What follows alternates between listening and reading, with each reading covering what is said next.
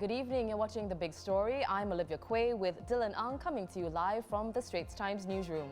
It's day one of Malaysia's movement control order. To recap, in a key effort to stem the spread of the coronavirus, Prime Minister Muhyiddin Yassin had announced a partial lockdown of the country. It starts today and will be lifted on March 31st. Our Malaysia correspondent Trinna Leong was on the streets of Kuala Lumpur this morning to find out how Malaysians are coping. Hi, good morning. So this is day one of the movement control order in Malaysia. I'm in a suburb about 20 minutes away from Kuala Lumpur, and right now people are still out and about. This is a row of coffee shops that's next to a wet market. People are still out and about buying their supplies of fresh goods. And the wet market is still open. There are not that many people left. But essentially, it looks like people are still trying to get their supplies. Trinna joins us now over Skype live from Kuala Lumpur. Trinna, we've seen bouts of panic buying in Singapore after Mr. Muhyiddin's announcement on Monday. Were there similar scenes in Malaysia? Hi there. So bulk purchase actually in supermarkets have begun happening over the last weekend when rumors of a possible lockdown started circulating on the internet. But panic buying began to escalate on Monday evening within an hour after PM Muhyiddin's remark that he will be making a big announcement at night. So even mini markets were swamped with people, and you have queues stretching out onto the sidewalks. This is on top of what we see in major supermarkets with empty shelves and long queues, as people start to stock up on fear that stores may close. So, but even after Muhyiddin's late night announcement on Monday that supermarkets and stores for basic necessities would remain open during the 2-week movement restriction order, people still continue to stock up on Tuesday. So, but today you see a dramatic change because the roads and malls are all empty. An upmarket grocery store had very few customers and there was no queue at the cashier. So things have dramatically quieted down compared to yesterday and the day before. Well, Trinna, businesses have been ordered to close apart from supermarkets and markets. The lockdown is only until the end of the month, but how heavily do you think Malaysia's economy will be hit? Well, technically, this is not a full lockdown. It's a partial lockdown. So, people can still move about, but it's just discouraged, right? So the general expectation is that this will definitely make a dent on the economy. And by and large, economists don't think that the government can keep up to the fiscal consolidation this year. And this is not just because of the 2-week office closure, but in general because the global market is in a slump and you have oil prices that have crashed, and the coronavirus is going to have a long-term impact on the economy. So given there is a lack of clarity right now and a lot of pressure piled on by the manufacturing industries, it looks like the government has given the green light for some industry to continue working. So this applies to the electronics and electrical sector, petrochemicals, and the oil and gas industries have been exempted from closing during this 2-week period. This could perhaps minimize somewhat the impact slightly, but given the way things they are right now, so on a longer term perspective, with or without the 2-week closure, things do not look good on the economic front. Trinna, let's shift our focus to interstate travel. We understand that an interstate travel permit is now required if one wants to travel. How has this been received? So on this front, actually, there's no clear directive yet on how and when it will be implemented. So it all started yesterday evening when the travel permit was initially announced, and then there was a massive line at police stations across towns with Malaysians seeking to get a travel permit. Then you also have, a gridlock, on major highways across the Peninsula Malaysia, people who are rushing to go back home, right, to get out of KL. But close to midnight yesterday, after seeing the commotion on highways and the lines at police stations, the police chief, Hamid Bador, said that the travel permit is temporarily retracted until authorities can discuss over how to implement it. So it is still advised that under the Federal Gazette that was issued today, that there are restrictions on traveling to states with confirmed COVID cases, which means every single state in Malaysia. So how is it going to be done? We don't know yet. Well, thank you for taking the time to speak with us, Trinna. That was Malaysia correspondent Trinna Leong speaking about the first day of the lockdown in Malaysia. And you can keep up to date with the latest developments across the causeway at straitstimes.com. The Woodlands Causeway and Tuas Second Link were quiet today as all Malaysians were barred from travelling abroad. Exceptions are made for Singaporeans coming back from Malaysia, as well as trucks delivering goods and cargo. Prime Minister Trinna Leong had reassured Singaporeans that the flow of goods and cargo, including food supplies, between the two countries would continue. Before the lockdown kicked in, there was a mass exodus of Malaysian workers last night who rushed home to Johor Bahru to take their belongings before coming back here to continue their jobs. Earlier today, Communications and Information Minister S. Iswaran reiterated that the Manpower Ministry will work together with employers to facilitate the supply of accommodation for Malaysian workers who have chosen to stay in Singapore over the two-week lockdown. Mr. Iswaran also said that the Manpower Ministry will help manage the costs associated with it.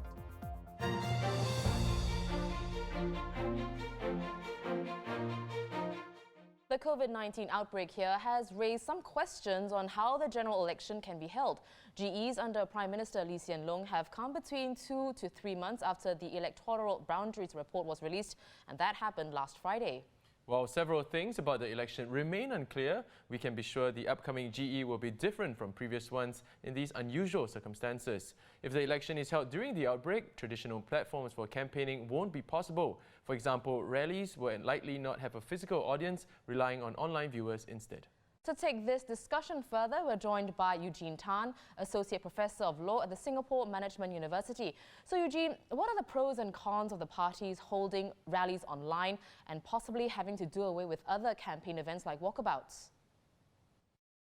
Yeah, Olivia, I think Gillian made a good point. We are in unusual times, and so the normal mode of electioneering will probably not be possible. But I think in the end, parties will have to adapt and adjust accordingly. And I think the more effort that they spend, trying to think about how to better engage voters, I think would be a meaningful way forward. Rather than getting into debate of whether an election should be conducted sooner or later. But I think when we look at the pros, I think it enables parties to have that perpetual reach. One could think of an online recording that would be accessible 24/7. I think it will also enable voters to hear the different messages that the different parties would have, and they could access it as and when they want. And I think given that the means of setting up an online rally could perhaps be less prohibitive cost-wise, that they could really be a lot more imaginative. But I think there are cons for sure, right? So you're not going to have the atmosphere, that we often associate with physical rallies. There will be that distancing effect, because you won't have that two-way communication. For example. Right. Candidates often ride off the energy, from the audience, and likewise, the audience will be galvanized by whatever the candidates have to offer. Right. So I think qualitatively, it will have a very different feel. Well, I just want to. It's one of the pros of having rallies online also that it can level the playing field for the smaller opposition parties as well. I think it is possible, Olivia, because I think the cost is probably not going to be as prohibitive as physical on-site rally, where there'll be rentals to take care of, there'll be the security measures that they will have to put in place, as well as the hiring of, chairs, tentages, and all that.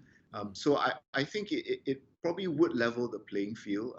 Of course, it doesn't come with the benefit of voters getting into the excitement, being wowed by the candidates and the parties. But I think it is level in a sense that all parties will be subjected to the same set of rules.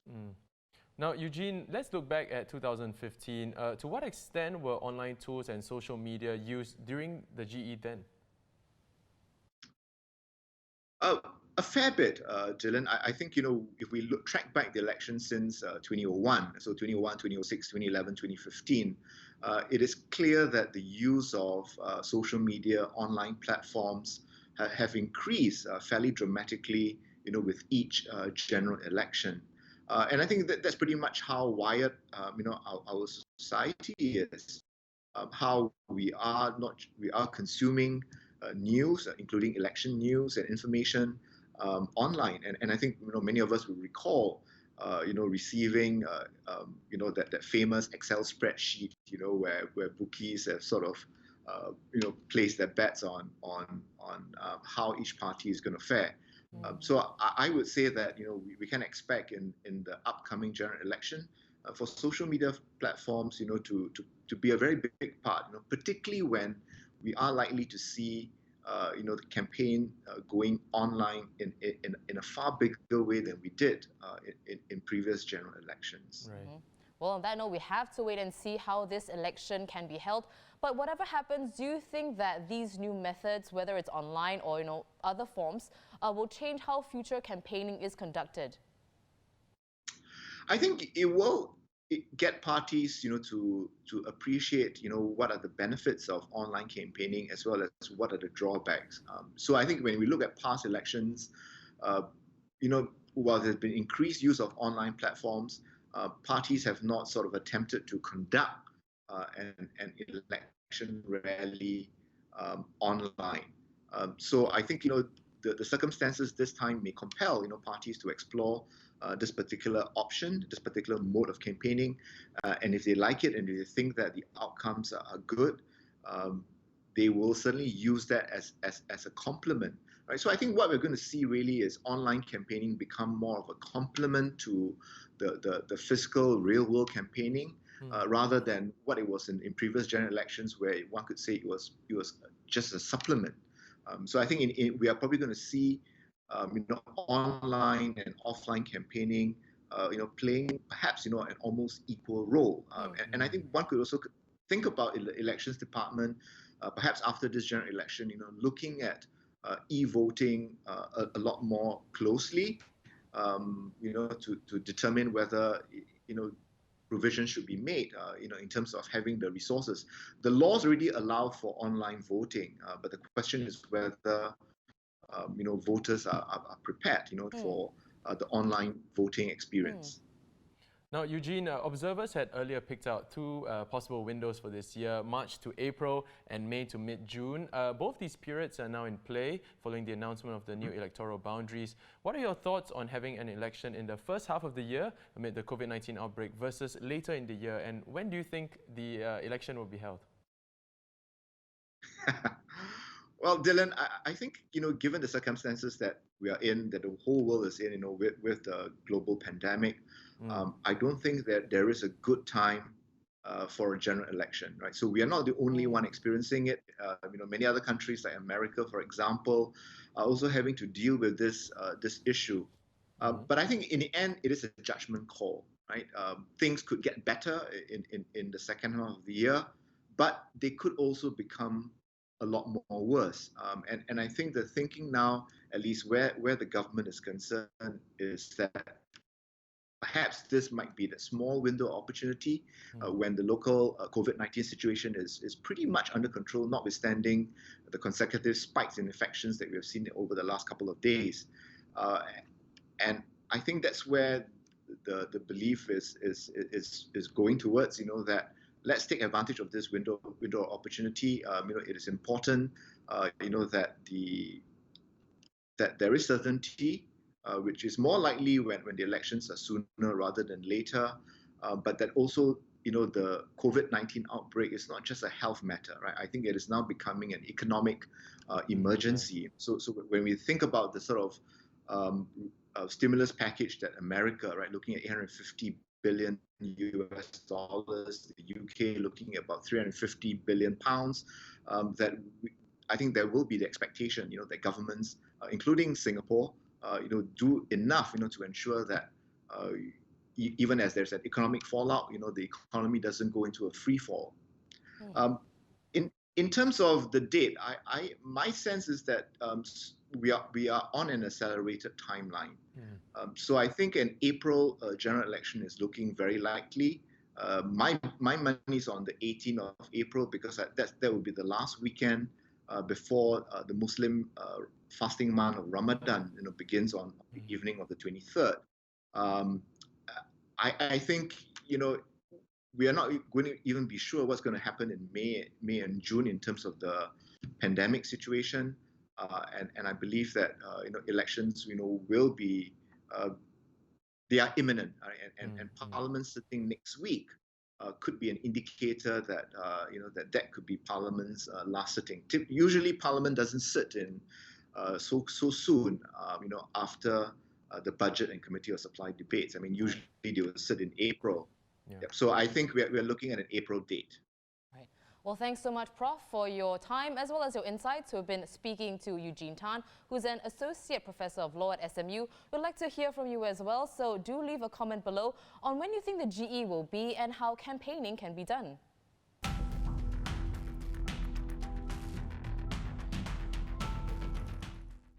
Meanwhile, all Ramadan bazaars have been cancelled in light of the ongoing COVID-19 situation and the need for social distancing. This includes the famous Geylang Serai Bazaar, which is organised by the People's Association. The Health Ministry confirmed 23 new COVID-19 cases last night, the highest number of new cases recorded here in a single day so far. 17 of the new cases are imported and 7 were Singaporeans. Singapore now has 266 cases in all. Imported cases have formed the bulk of the recent cases, and the majority of them are Singaporeans, permanent residents and long-term pass holders who have been overseas and came back. Last night, authorities stressed that Singaporeans need to take the travel advisories very seriously.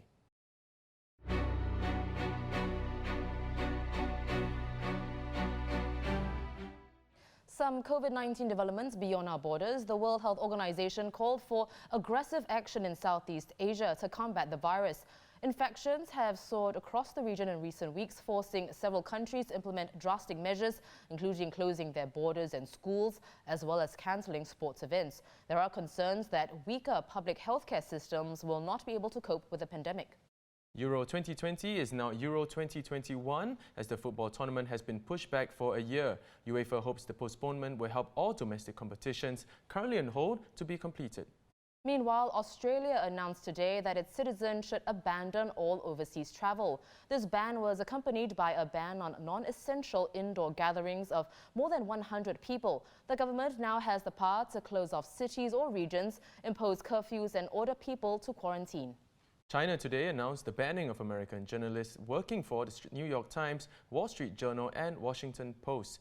This in retaliation to Washington's controls on Chinese journalists. Well, the Straits Times China correspondent Elizabeth Law joins us live from Beijing to share more on this. Liz, tell us more about the new measures China announced this morning. Right, so China announced basically three new measures in a statement that they put out quite late last night, past midnight Beijing time actually. So obviously it was to catch the audience in Washington. So firstly, they said that 5 media outlets, which are the New York Times, the Washington Post, the Wall Street Journal, Voice of America and Time Magazine, would have to report on all their staffing, their finances and their properties in China. That's number one. Number two is basically that all American journalists who work for the New York Times, Wall Street Journal and WAPO will now have, they have 4 days to report themselves to the Foreign Ministry, and then they have to surrender their press cards in 10 days. Third thing is that China says that it reserves the right to take any actions, reciprocal actions, they said, for what they call the US's discriminatory practices on their journalists in Washington. Liz, on that note, what do the bans on US journalists entail? Right. So there are some 13 people that we know who are affected by this, Americans who are working for these 3 organizations. We have one, Jerry, from the Washington Post, and 6 people from the New York Times and 6 from the Wall Street Journal. So what this means is that they will have to give up their press cards. And without a press card, and this is press cards that are expiring at the end of 2020. Press cards here are renewed on a yearly basis, so there are quite a lot of that. And without a press card, it means that you can't renew, you can't work here in China, and you can't renew your residency visa anyway, because a prerequisite for that is to have a press card. So this essentially means that they have been expelled from this country. Liz, does the expulsion of American journalists then show that the Sino-US relationship is at its breaking point? That is what a lot are saying, and analysts are actually calling this a race to the bottom. Richard McGregor, a senior fellow at the Lowy Institute, actually described this as a fight that the US should not have picked, because in a race to the bottom, when it comes to media, China is obviously going to win. And we don't know what other cards that China has left, because there are quite a lot of American journalists that are working here with all other media organizations as well, and because of what China said, it's reciprocal actions that it reserves the rights to take. It means that we don't know whether or not they would want to take further action against these other American journalists, or what else they might do.